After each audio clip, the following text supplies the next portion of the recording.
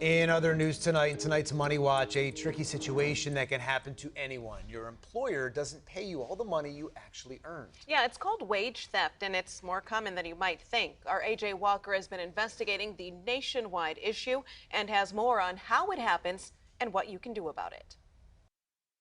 The thing is, many people don't know they can do anything about it, but there are ways to fight wage theft and government organizations to help you. It's estimated employers fail to pay American workers about $50 billion in wages every year, essentially stealing billions from their employees.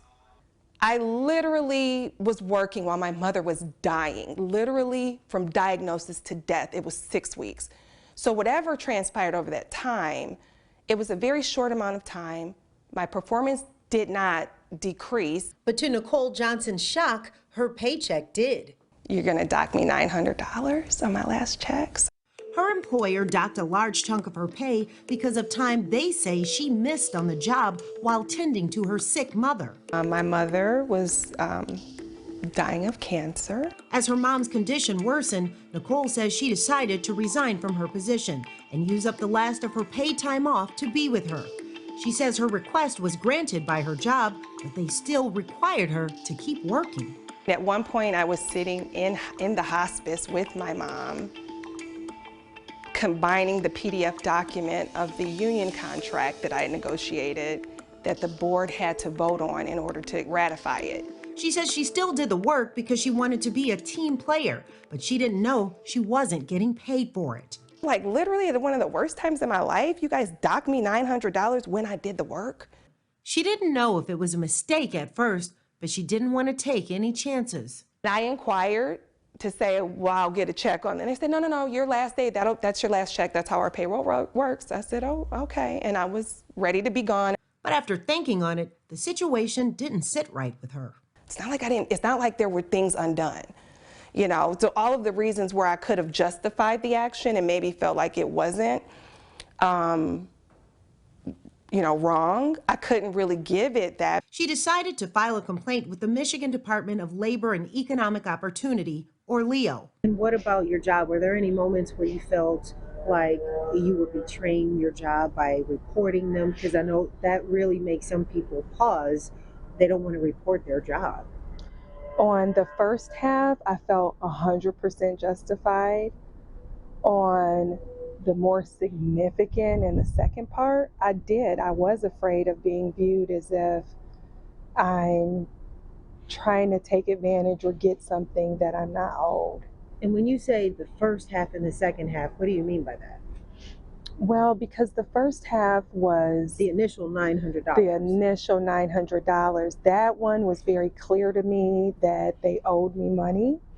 On the whole check that was missing.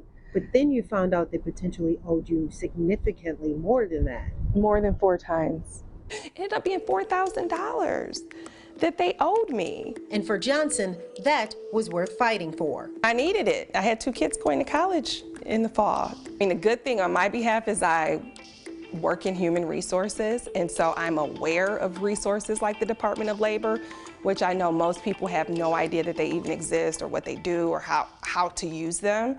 To fight back against wage theft, you can file a complaint with the state of Michigan or the U.S. Department of Labor. Many people find they have no choice but to do that because employers don't pay otherwise. According to LEO, from 2015 to 2022, they recovered about $18.5 million in unpaid wages for workers in Michigan. That's just from the state. On the federal end, the U.S. Department of Labor's Wage and Hour Division, who handles their own wage theft investigations in Michigan, says from 2017 to 2022, they revealed $15 million in minimum wage and overtime back wages due to workers in Southeast Michigan. Some employers absolutely abuse the system, and they may find ways because an employee left and they're frustrated that they don't pay. Officials with the Michigan Department of Labor tell us there are many wage theft victims out there who don't even file complaints. They don't speak up because they don't want to rock the boat. And the penalties for employers who deliberately commit wage theft are not strong enough to deter them from doing it. Workers are fearful of retaliation, loss of employment, loss of income. So getting them over the hump to actually file a complaint is a big step. So we know that it's happening. We think it is bigger than what we see, and we are trying to find creative ways to manage that, but we will need some help from the legislature to change our laws. Sean Egan, deputy director of LEO, says some employers flat out abuse the system. So he not only spends his days fighting wage theft, he's fighting to get tougher laws. And the penalties that we have are so minor that many employers, as long as they come into compliance, are not going to receive a penalty. So even though that employee has gone without payment, the way our statutes are written currently, the employer is really not going to be penalized if they end up paying that bill. So it creates a challenge for us to really get employers into a space where they understand that these are obligations that they have to commit to. Egan says some employers do understand that they're committing wage theft, but they also know that the penalties for doing so in Michigan are minor. Even though they may have knowingly withheld that payment, as long as they make the payment when the complaint's filed, that's considered voluntary compliance. There will be no penalty issued, more than likely. And our civil penalties, if we do issue those, are limited to $1,000 or less. And Egan says another problem is there's currently no law in Michigan that says an employer has to state in writing what an employee is going to be paid. So sometimes his office can't do much of anything if an employer switches up pay. We get calls several times a week from workers that have accepted employment somewhere and we're told they'd be paid one rate and later discover that it's less than, rarely more, but less than what they were promised. And without a written wage notification, there's really nothing we can do to help. So for now, wage investigators are working within the laws they have to try to get workers what they're owed.